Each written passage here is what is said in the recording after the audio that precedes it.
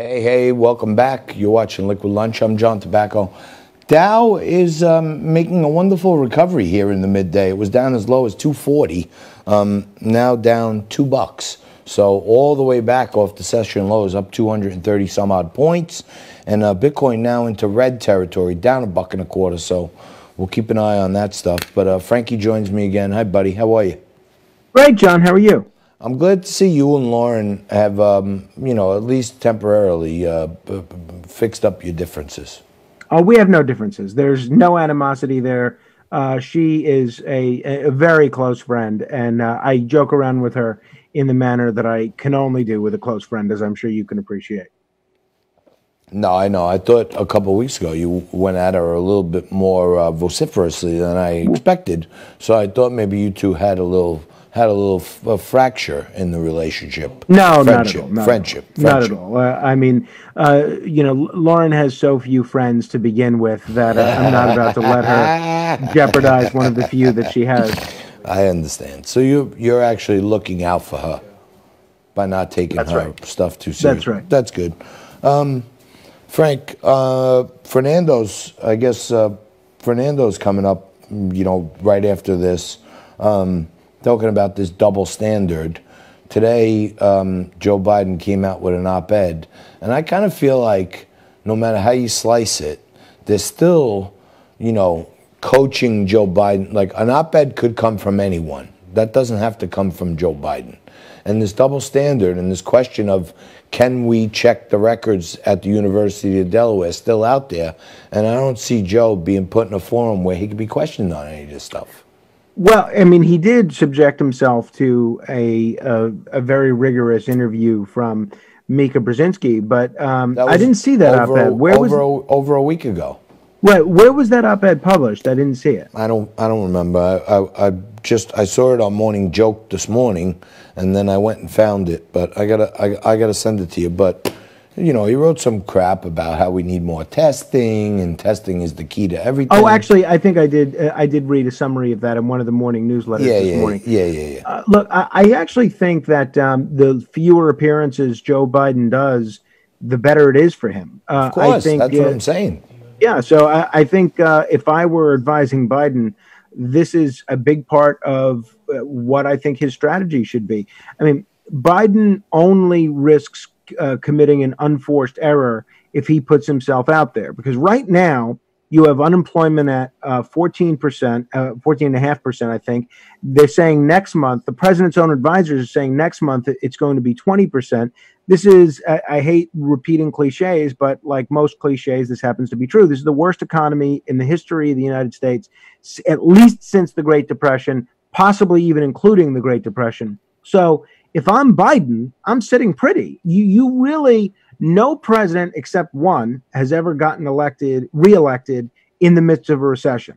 And that doesn't mean that all those presidents were responsible for the recession, but the voters, at least enough voters to matter and enough states to matter, they tend to hold it against whoever's in power.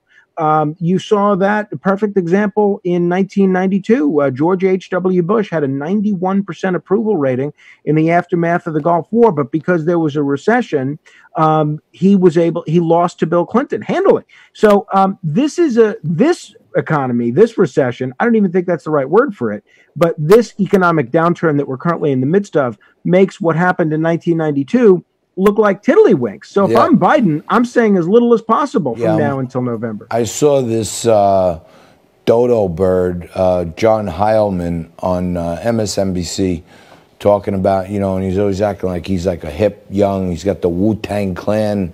I don't know what he knows about Wu-Tang Clan, but Heilman is on MSNBC talking about how Joe Biden can win the presidency from his basement.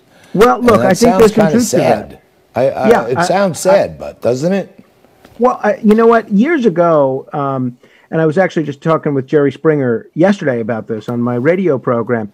Years ago, this was the standard. Candidates didn't campaign. It was considered beneath the dignity of the office that you were seeking to actually go out and ask people for their votes. You would stay home on your rocking chair and your front porch, and you would let surrogates do the talking or the persuading for you. It's kind of a modern development that you see candidates actually going out and asking for votes. So in some ways, this is sort of a return to where the country used to be. If I were Biden, I would limit my media appearances to only local media in the 4 or 5 swing states. What are the biggest local, news outlets in Pennsylvania? What are the biggest local talk radio shows in Wisconsin? Don't put yourself out there in a place where you're going to get hurt needlessly.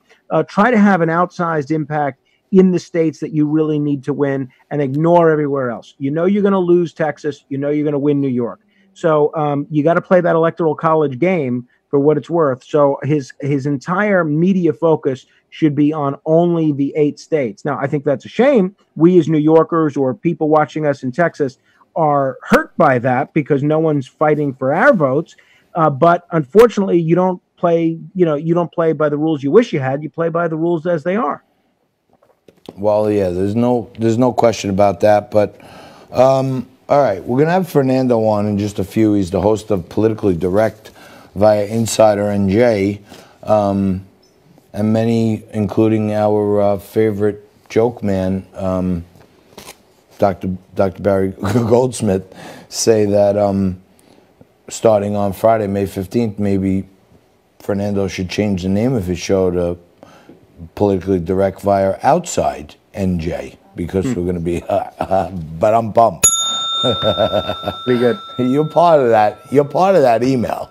You see Barry's jokes. I mean, I do. He does work hard for us. So he does. I'm trying to at least make his efforts bear some fruits. Absolutely, he's great on the air.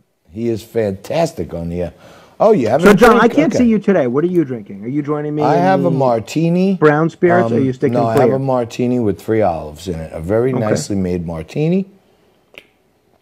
And good. All right, let's see what Fernando's got going today. He's a little bit stiff, so he's probably not having a drink or anything. But he's a college. He's a college professor. He's a college professor, so he's got to be a little stayed in the wool. Yeah, not everybody's a clown like you and me. That's true. Exactly. All right, well, the Clown Show continues right after this when Liquid Lunch comes back to you with Fernando Uribe.